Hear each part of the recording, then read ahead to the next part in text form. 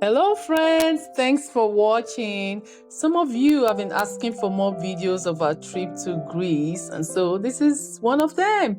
And if you're not subscribed yet, this would be a good time to subscribe, and we want to say a big thank you to those that have subscribed.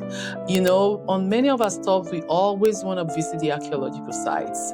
We know we'll find lots of fascinating and historical monuments, and we also will find monuments that depict the early Christian faith and practices. And so the Catacombs of Milos was a must stop for us. And so we're making our way down to the catacombs. You know, it's still at an elevation, and you can see it's very close to the ocean.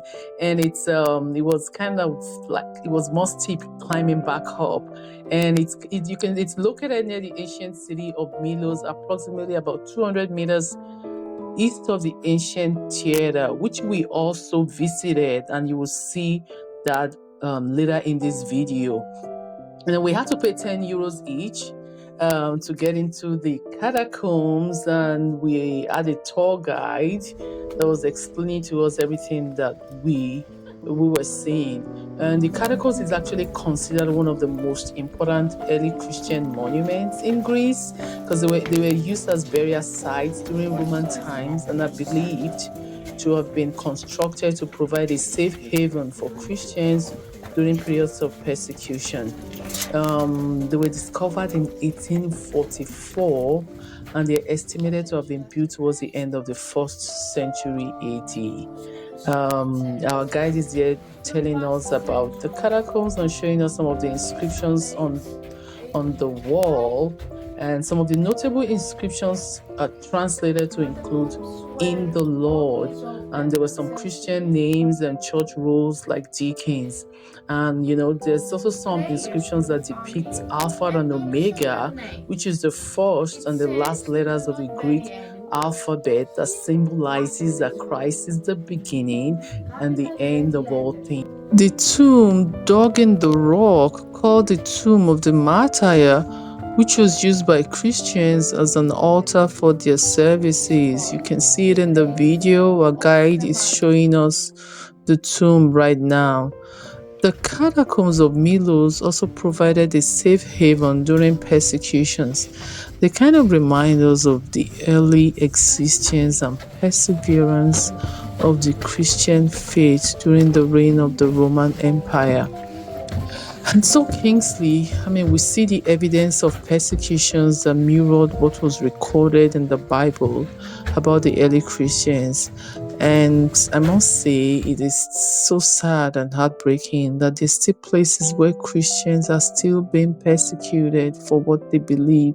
Namely, in northern Nigeria, Christians are still being killed because of what they believe. And my question to you, Kingsley, is this: why do Christians believe that Jesus is God and not just a good teacher or a prophet like some other faiths suggest, but that Jesus was born as the Son of God and that he is equal to God and that he is God?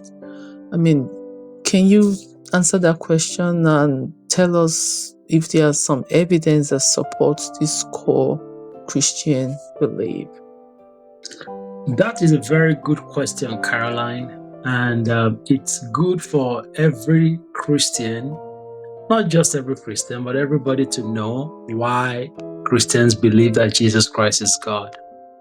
You know, there are several evidence in the Bible, in the Old Testament, several prophecies, over 300 prophecies that pointed to the birth, the life, the death, and resurrection of Jesus Christ. And all of them were fulfilled when Jesus Christ came to the scene. Then also, people who were with Jesus Christ, who saw the things that he did, the miracles he performed, who saw how he lived and how he commanded nature and everything, also were able to testify that he is God. Like in Matthew chapter 16, verse 16, when Jesus asked his disciple, "Who do men say I am?" Peter said, "You are the Messiah, the Son of God." Peter didn't just say that lightly. It was because of infallible evidence that was before his face, and he was able to make such an assertion. Also, Jesus Christ performed several miracles like no other person in history has ever performed. He raised the dead, he walked on water, he calmed the storm in the sea, he fed the 5,000 with 5 loaves and 2 fishes. He died, he resurrected, he disobeyed gravity and ascended to heaven. No man in history has ever done that. Not only that, these things were not coincidental. These things were the things that Jesus Christ said he would do, and he went on to do them. If he made those claims and didn't do those claims, then he would be a lunatic. But because those claims were fulfilled, then he is God. And then also, even Jesus himself told his listeners, the religious leaders in the temple, on several occasions, at least 2 occasions, that he is God. Like in John chapter 10, verse 30, he said, I and the Father are one. Also in John chapter 8, verse 58, he said, before Abraham, I was. And on both occasions, the Jewish leaders, once they heard him say that, they picked up stones and they wanted to stone him. And because they knew what he meant. Absolutely, and that is where all this persecution actually started from before it became political. That is correct. Because Jesus said he was God, and his disciples believed he was God, and that was why they were being persecuted at the beginning. That is correct. And if the disciples, another evidence that Jesus is God is that the disciples who gave those testimonies, who wrote them down in letters, in the epistles, in the documentations everywhere, were willing to die for that testimony. If he wasn't God, they would not die for something that they themselves know is a lie. Willing to die for that. Jesus resurrecting was the mother of all the other miracles or all the things that he said. That sealed it for Thomas. It was when Thomas saw it, when said, I want to put my fingers into your palm, and Jesus showed it to him. And Thomas said, my Lord and my God. He worshipped him because he knew it was true. Then there are things outside of the Bible where you also see the historians point to Jesus as God. Like the Megiddo, there's the Megiddo mosaic it was a 3rd century mosaic where it was written, it was excavated in 2005, it was written, God, Jesus Christ. And not only that, Tacitus, who is a Roman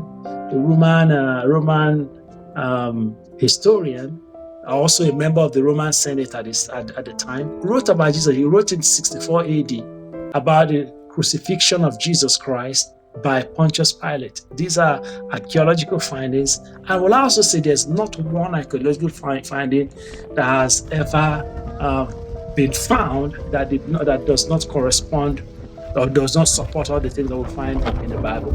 Absolutely, we have not found anything. They have not found anything that will refute the claims in the Bible. That is correct. Rather, they found stuff that supports it, That is true. And so that's why we love archaeological sites. That's why Catacombs was a must stop for us. So we're gonna have to stop here. There's a lot more to discuss, but we still have more videos to share with you, and we hope that you stay tuned. Thank you. God bless you. Bye bye.